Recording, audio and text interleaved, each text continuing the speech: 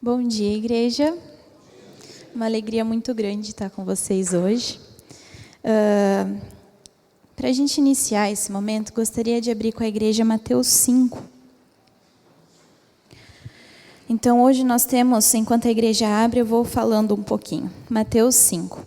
Hoje nós temos, então, o primeiro estudo de uma série de estudos, intitulado Chamados para Servir, que tem como objetivo trabalhar com a comunidade a questão do servir, que foi o que Cristo veio fazer nessa terra, servir.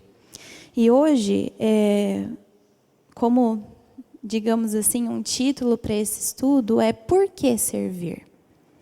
Por que é meu dever servir?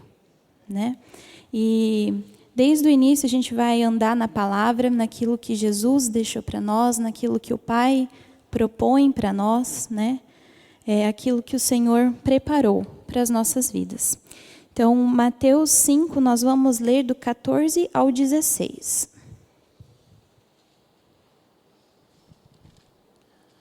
Vós sois a luz do mundo. Não se pode esconder a cidade edificada sobre um monte. Nem se acende uma candeia para colocá-lo debaixo do alqueire, mas no velador, e alumia a todos os que se encontram na casa. Assim brilhe também a vossa luz diante dos homens, para que vejam as vossas boas obras e glorifiquem a vosso Pai que está nos céus. Amém. Então, queridos, Jesus aqui está falando sobre os discípulos, falando sobre nós, que somos luz para esse mundo. E no versículo 16, eu queria frisar aqui uma coisa que Jesus fala. Ele diz assim: brilhe também a vossa luz diante dos homens. Para quê? Para que vejam as boas obras. Para que nós vamos brilhar a nossa luz? Para que as pessoas vejam na nossa vida as boas obras. Mas por que as pessoas têm que ver as boas obras na nossa vida? Olha ali. Para glorificar o Pai que está nos céus. Então, que a gente já comece esse momento agora colocando no nosso coração que esse estudo aqui não é uma cobrança da instituição Importa Renascer. Esse estudo aqui é algo que o Senhor preparou para cada um. É algo que o Senhor pede a nós, Então ele fala: brilhe também a vossa luz para que vejam as vossas boas obras e glorifiquem o Pai que está nos céus. Então, se nós somos luz, é necessário ver boas obras. Se nós somos luz, se realmente somos luz, é necessário ver frutos dessa luz. Ok? Então, agora nós vamos trabalhar um pouquinho em cima de Mateus 16. Mateus 16, Jesus vai continuar trazendo para nós algo muito sábio, do versículo 24 ao versículo 27. Então, Mateus 16, do versículo 24 ao versículo 27. Então, disse Jesus a seus discípulos: se alguém quer vir após mim, a si mesmo se negue, tome a sua cruz e siga-me. Porquanto, quem quiser salvar a sua vida, perdê-la-á. E quem perder a vida por minha causa, achá-la-á. Pois que aproveitará o homem se ganhar o mundo inteiro e perder a sua alma? Ou que dará o homem em troca da sua alma? Porque o Filho do Homem há de vir na glória de seu Pai, com os seus anjos, e então retribuirá a cada um conforme as suas obras. Quando a gente faz uma leitura de um texto tão rico como esse, às vezes a gente se atenta a alguns pontos e outros acaba passando meio batido. Então, hoje eu convido vocês a meditar nesse texto comigo, começando ali pelo verso 24. Meditando em casa, nesse verso 24, eu me fiz uma pergunta, esse texto me fez questionar uma coisa. Será que eu sou mesmo um discípulo de Jesus? Será? Sabe por quê, igreja? Crer em Jesus é diferente de ser discípulo. E onde que está isso? Vou só citar. Tiago 2,19, ele diz assim: vocês creem que Deus é um só? Parabéns. Até os demônios creem e tremem. Então, crer em Jesus não te faz um discípulo de Jesus. Crer, até os demônios creem.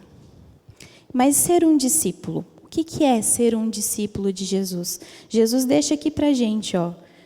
Ele diz aos discípulos: se alguém quer vir após mim, ele põe 3 coisas: negue-se a si mesmo, tome a sua cruz e siga-me. Esse é o discípulo. Nega a si mesmo, toma a cruz e segue Jesus. E pensando nesses 3 pontos, igreja, é algo muito pesado para nós. Algo muito difícil seguir aquele que é perfeito, né? Aquele que não se achou pecado nele. Como que eu vou seguir ele? E ele põe 3 pontos. O primeiro ponto ali, do negue-se a si mesmo. Gente, como é difícil a gente negar as nossas vontades. Não é à toa que na palavra diz: ame o seu próximo como a ti mesmo. Não é como a sua mãe, não é como a sua tia, não é como o seu amigo, é como a ti mesmo. Porque nós somos egocêntricos por natureza. Né? Às vezes a gente tem um super relacionamento com alguém, aí a pessoa fala alguma coisa que desagrada, você já olha diferente, você já pensa diferente, porque nós nascemos com essa natureza difícil de lidar, essa natureza egocêntrica. Então Jesus ele pede: negue-se a si mesmo, negue as suas vontades, abra mão das suas vontades carnais, para viver a vida que eu tenho para você. Difícil, né? Estou vendo os olhinhos aqui olhando para mim. É algo muito desafiador para nós. E eu pensando um pouquinho sobre isso, sobre a nossa vida, sobre o nosso dia a dia, quando a gente é solteiro, a gente tem aí as nossas dificuldades com o pai, com a mãe, questão de obedecer. Às vezes a gente tem que negar a nossa vontade para obedecer o pai. Aí depois a gente casa, parece que esse negue-se a si mesmo aumenta um pouquinho, porque daí a matemática de Deus é diferente. 1 mais 1 não são 2. 1 mais 1 é 1. Então você tem que diminuir 50% para caber dentro do casamento, para formar um casamento. E a gente já começa a negar a nós mesmos aí. Aí eu fiquei imaginando o Levi, quando o Levi nasceu. Os pais sentem isso um pouco menos, mas para as mães, gente, a gente nega tudo. A gente nega o nosso tempo, a gente nega uma comida quente, a gente nega o nosso corpo, a nossa vaidade, os nossos hobbies, o nosso tempo. Quem é mãe aí vem me entender. A gente nega a nós mesmos para viver ali aquele momento em que eles dependem tanto de nós. Então, como mãe, hoje eu vejo como é dolorido o processo de negar as nossas vontades. E esse ser discípulo, às vezes, é ajoelhar diante do Senhor e negar as nossas vontades. Dizer: Senhor, eu queria isso, mas cumpra-se em mim segundo a sua vontade. Então, para ser discípulos, nós temos esse primeiro ponto. Nós precisamos ir diante do Senhor e falar: Senhor, eu quero a sua vontade para a minha vida. Mesmo que doa lá no meu íntimo. Eu quero a sua vontade para a minha vida. O segundo ponto que ele coloca ali é o tome a sua cruz. Queria abrir com a igreja, quem puder deixar marcadinho Mateus 16, nós vamos ler Filipenses 2, que é muito conhecido, mas esse texto é muito rico, muito lindo. Então, gostaria de repeti-lo aqui. Filipenses 2, só os versículos 5 a 8. Filipenses 2, 5 a 8. Tende em vós o mesmo sentimento que houve também em Cristo Jesus. Pois ele, subsistindo em forma de Deus, não julgou como usurpação o ser igual a Deus. Antes, a si mesmo se esvaziou, assumindo a forma de servo, tornando-se em semelhança de homens e reconhecido em figura humana. A si mesmo se humilhou, tornando-se obediente até a morte e morte de cruz. Qual que foi a cruz de Jesus aqui, gente? Olha ali no 7. Se esvaziou, assumiu a forma de servo, se tornou semelhança de homens, se humilhou e foi obediente até a cruz. Essa foi a cruz de Jesus. Uma cruz que a gente é incapaz de carregar, né? Quando Jesus fala que o tome a sua cruz, ele fala para a gente tomar essa cruz como a vida que ele deu para nós através desse sacrifício. Agora nós temos uma vida de intimidade com o Pai, uma vida de plenitude com o Senhor. E ele coloca, tome a sua cruz. Porque ser cristão não é fácil, gente. Se está sendo fácil ser cristão, está sendo do jeito errado. Porque ser cristão não é postar foto no WhatsApp, no Instagram com um versículo. Ser cristão é tomar a cruz, é ir diante do Senhor, é buscar o que o Espírito tem a falar para nós, é esvaziar de nós mesmos e assim como Jesus veio e se fez servo, é se fazer servo. E Jesus veio servir pessoas que não mereciam ser servidas, porque eu não merecia ser servida. Eu merecia a cruz, no lugar do Senhor. E mesmo Ele em toda a sua plenitude, Ele se esvaziou e serviu aqueles que não mereciam. Ele serviu aqueles que cuspiram na cara dEle. Ele serviu aqueles que coroaram com uma coroa de espinhos. Ele serviu aqueles que furaram a costela dele em cima da cruz. Ele serviu aqueles que, ao invés de dar água, deram vinagre. E não achou-se pecado na boca dele. E em Isaías 53 diz que ao Pai agradou moê-lo. E ele foi até o fim obediente. E aí ele pede para nós, tome a sua cruz. Assuma essa vida cristã que eu deixei para você. Esse desafio de viver segundo a minha vontade. Esse desafio de negar as suas vontades do dia a dia dessa terra. Para viver a vida que eu sofri para poder te proporcionar. E seguindo para o terceiro ponto, ele diz, siga-me. E aí eu volto na primeira fala, como que a gente consegue seguir aquele que é perfeito? Só pela misericórdia dele mesmo, não é mesmo? E igreja, se vocês querem seguir Jesus, aprendam a servir. Porque se a gente for observar a vida dele inteira ali, aqui nessa terra, o que ele veio fazer foi servir. Né? Ele teve momentos de honra, mas foram muito poucos perto de tudo aquilo que ele fez. Perto de se esvaziar, perto de vir aqui, né? Para concluir esse ministério dele. Então, se vocês têm no coração, se isso queima no coração de vocês, eu quero ser um discípulo, um real discípulo de Jesus. Eu não quero só crer, eu quero seguir o Mestre. Eu quero seguir esse Senhor que morreu por mim. Aprendam a servir, porque quando nós servimos, nós somos tratados.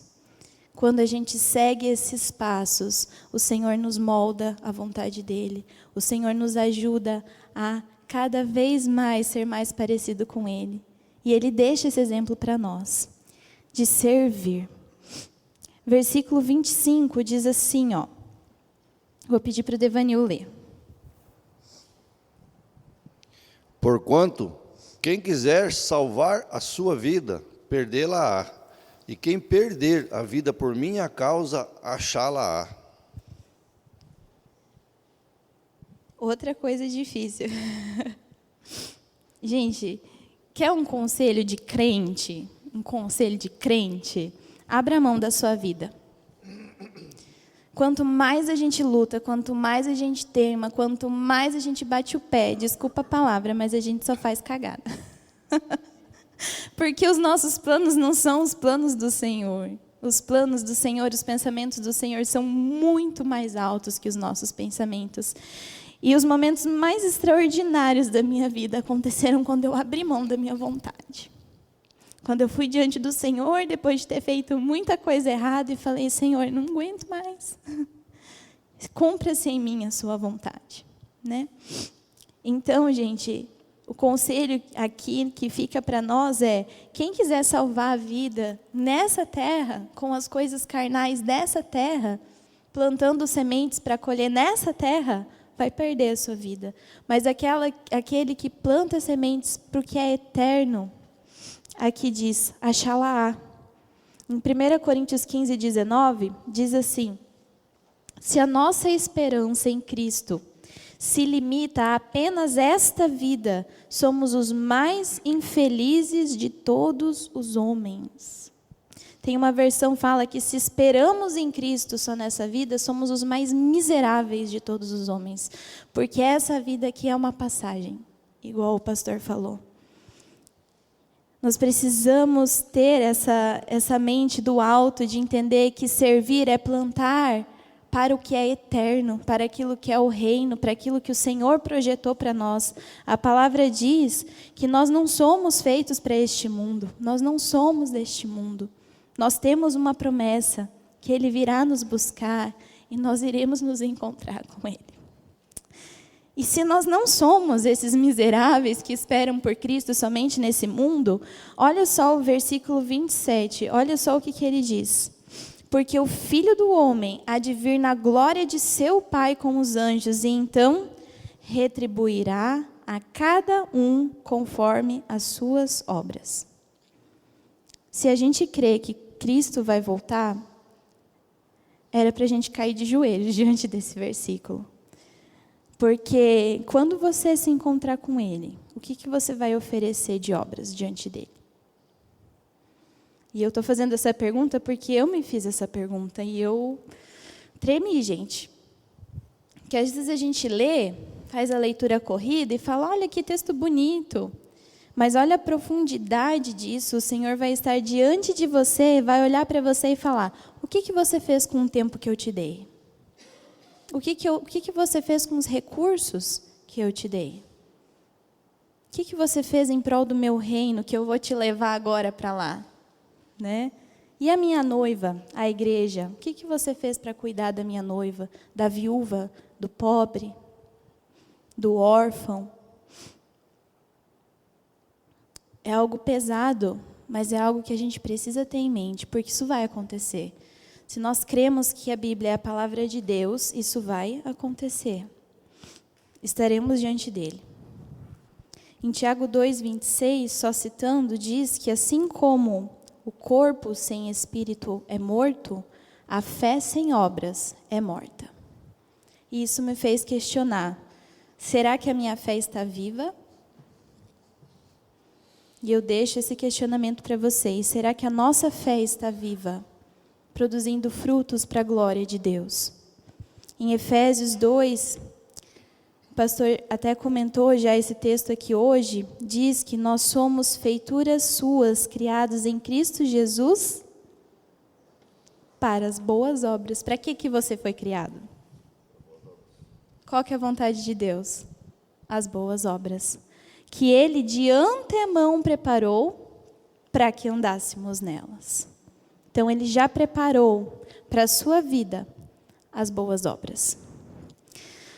Vamos caminhar só mais um pouquinho aqui em João 15, que vai falar sobre os frutos, que é algo que o Senhor espera daquele que nasceu de novo, daquele que está firmado em Cristo.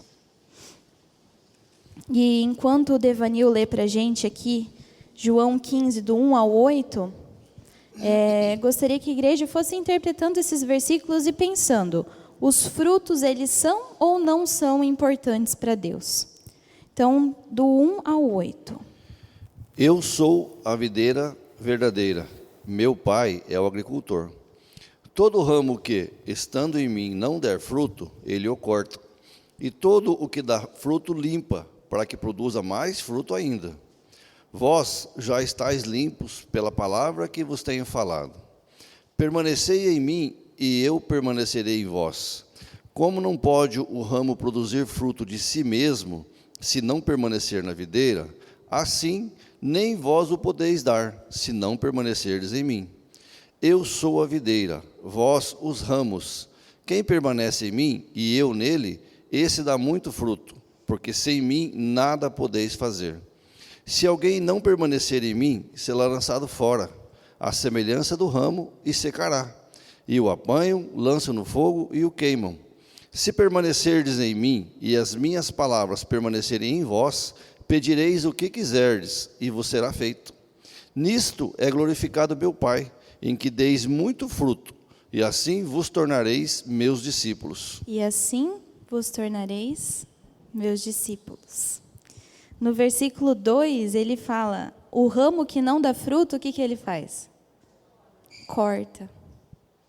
E o ramo que dá fruto? Para quê? Para produzir mais fruto. Porque essa é a vontade de Deus, que através da nossa conversão, da nossa experiência, a gente possa produzir mais fruto, cada vez mais fruto. Para minha glória? Porque eu sou boa? Que eu canto bem? Não. Para a glória de Deus, porque tudo foi feito por meio dele e tudo é para ele. Amém?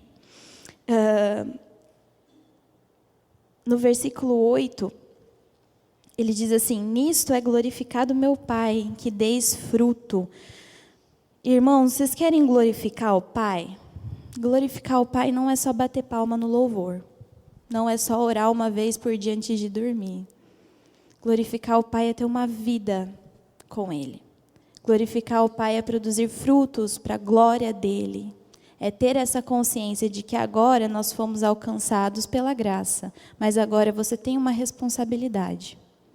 Porque o preço que Jesus pagou foi muito alto. O preço do sangue de Jesus é muito, muito alto. E agora nós temos uma responsabilidade, que é tomar a cruz, que é segui-lo, que é negar as nossas vontades e viver em prol do reino de Deus. Ouvir o que o Espírito tem para falar em nosso coração e seguir Jesus. Então ele fala, nisto é glorificado meu Pai, em que deis fruto. Frutos para a glória de Deus. E pensando nisso, com muito temor, gostaria de deixar uma pergunta para mim, para você, para a igreja, para todos que estão aqui hoje. Qual que é a sua utilidade para o reino de Deus hoje? Quando você chegar diante do Pai, qual obra que Ele vai reconhecer em você? Eu digo isso, gente, porque é muito fácil a gente se perder no dia a dia. Até mesmo quem já tem as obras, que já participa de obras, que já faz obras, é muito fácil fazer no automático. Mas não é o automático, o Senhor quer o nosso coração. Ele quer todo o nosso ser, para a honra e para a glória dEle. Então, qual que é a nossa utilidade para o reino de Deus hoje? E é uma pergunta para a gente fazer para Ele. Senhor, qual que é a minha utilidade para o Teu reino? Porque o Senhor veio, o Senhor não olhou os meus pecados, o Senhor não olhou os meus erros, o Senhor não parou para prestar atenção naquilo que te machuca em mim. E chegar diante dEle e perguntar, Senhor, eu quero tentar retribuir, porque retribuir é impossível. Segunda reflexão.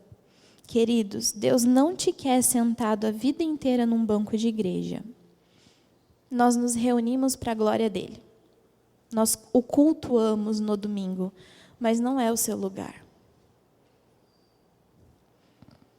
Não estou dizendo que é preciso deixarem de vir na igreja, mas não é o nosso lugar. O Senhor nos chama para a obra, sendo aqui dentro da igreja, sendo fora da igreja, mas o Senhor nos chama ao trabalho. E Ele tem um propósito com a sua conversão. Ele tem um propósito para ter te alcançado. Se a gente ainda não tem revelação desse propósito, é só pedir, que Ele vai revelar. Ele já te alcançou, então Ele tem um porquê disso. E o seu lugar, igreja, é produzindo frutos para o reino. Esse é o nosso lugar, no colo do nosso Pai. Trabalhando para o nosso Pai. Plantando aonde traça e ferrugem não corrói. Amém? É difícil, porque nesse processo a gente nega as nossas vontades terrenas. Nesse processo, ao invés de eu ir lá assistir minha Netflix, eu vou lá orar, buscar o Senhor, Às vezes fazer um trabalho ou outro ali que faltou para a glória dEle. Então, é difícil negar as nossas vontades. E o objetivo desses textos hoje é para despertar, para essa sequência de estudos, despertar em nós a necessidade do servir. E assim, igreja, Deus não precisa de você. Deus não precisa do seu serviço. Com todo carinho e amor, porque Ele é um Deus supremo, acima de tudo e todos. O nome dEle é grande, grande, grande, grande.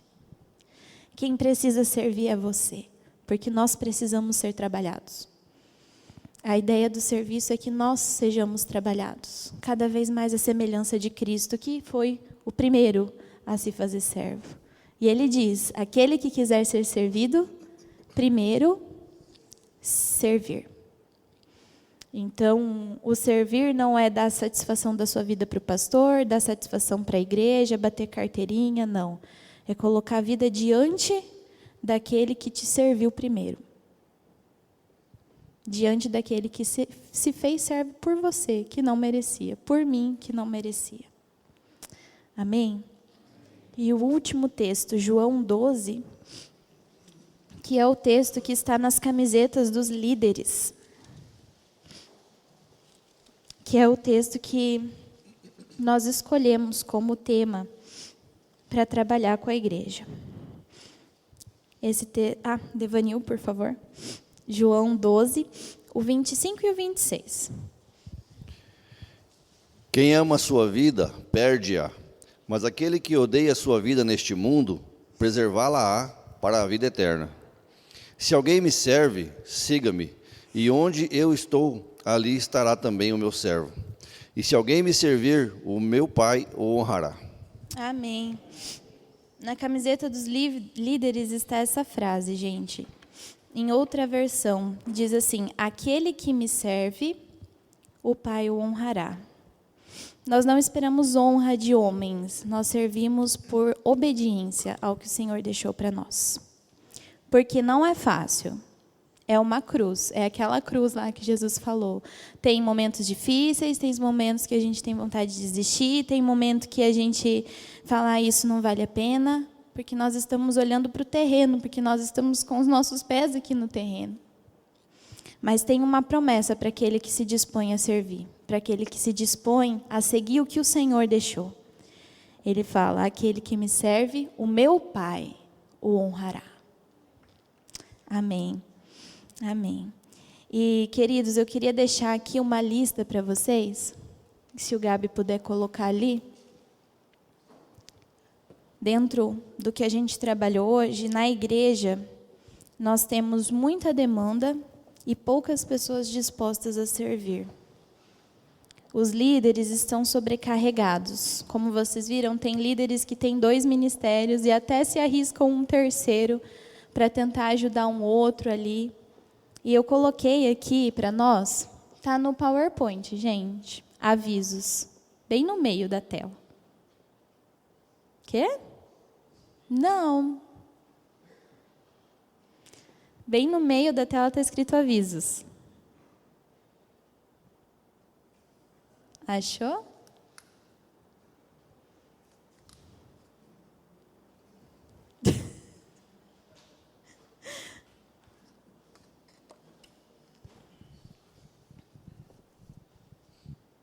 Então eu vou ler.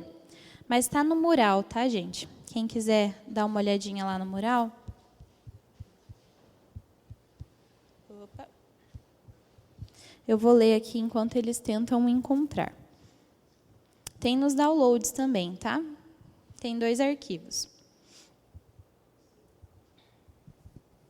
Foi agora? Achou? Eu vou lendo aqui. Ah lá! Então, a gente fez um levantamento de tudo aquilo que está faltando.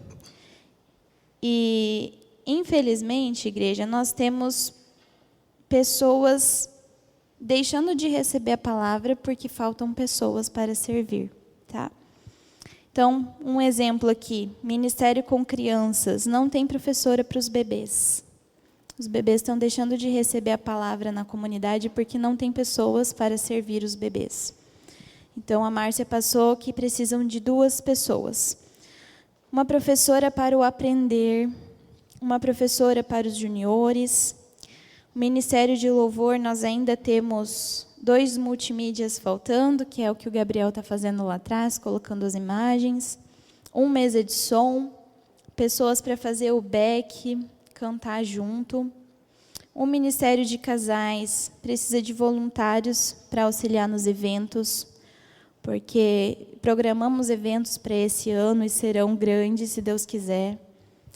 Ceia. Gente, a ceia não aparece sozinha aqui na frente. Ela não nasce assim, ó. O Ed e a Marley se dispõem a sempre preparar a ceia. Cada pão não vem empacotado, eles picam, eles põem pacotinho por pacotinho, enchem cálice por cálice. Então, também precisam de pessoas para ajudar na preparação da ceia. Adolescentes, não temos líder de adolescentes. Os adolescentes não estão recebendo a palavra. Mídias, o João Pedro faz a parte de site, gravação, Spotify, mas ainda falta alguém para mexer no Instagram, postar os avisos. E os jovens, também os jovens estão deixando de receber a palavra, porque não tem pessoas para servir. Então, igreja, é realmente um despertar, assim. Claro que a gente não está tentando encaixar ninguém numa caixinha. Agora você tem que fazer parte do ministério com crianças. Isso quem vai revelar ao seu coração é o Espírito Santo. Porque, como a palavra diz, Deus já preparou as obras para a sua vida. Basta que a gente tenha disposição de fazer o que Jesus fez. Nos esvaziar, negar a nossa vontade, falar, Senhor, vamos lá. Eu estou preparado para trabalhar por aquele que me serviu primeiro. Amém? Difícil dizer amém, né? Hoje está difícil de dizer amém. Está desafiador dizer amém. Queridos, queria chamar o Ministério de Louvor para a gente cantar de novo aquela música Sonda-me. Essa música é muito conhecida, mas eu queria que a gente prestasse atenção na letra dela, porque essa letra dessa música, ela fala justamente sobre o que a gente conversou aqui hoje, sobre o servir. Enquanto o ministério se prepara, eu vou pedir para vocês fecharem os olhos e eu vou recitar essa música como uma oração ao Senhor. Então vamos fechar os nossos olhos juntos. Essa música, Senhor, diz assim a Ti, e agora a Tua igreja fala ao Senhor, conforme diz essa música, Pai. Sonda-me, Senhor, e me conheces. Quebranta o meu coração. Transforma-me, Senhor, conforme a Tua palavra que a gente viu hoje. E enche-me até que em mim se ache só a Ti. E então, usa-me, Senhor. Usa-nos, Senhor. Usa a Tua igreja, Pai. Como um farol que brilha à noite. Como uma ponte sobre as águas. Como um abrigo no deserto, como uma flecha que acerta o alvo, nós queremos ser usados, e usados, Pai, da maneira que Te agrada. Nos revela, Pai, do que o Senhor preparou para que sejamos usados, Senhor. Pai, nesse momento, vamos nos colocar em pé para cantar esse louvor diante do Senhor. E, igreja, coloque realmente o seu coração diante do Senhor. Se for um momento de orar, de se derramar, de cantar, de bater palma, de ajoelhar, que seja realmente um momento de nos colocar à disposição do Senhor para que a gente possa servi-lo conforme Ele preparou para que o servíssemos. Amém.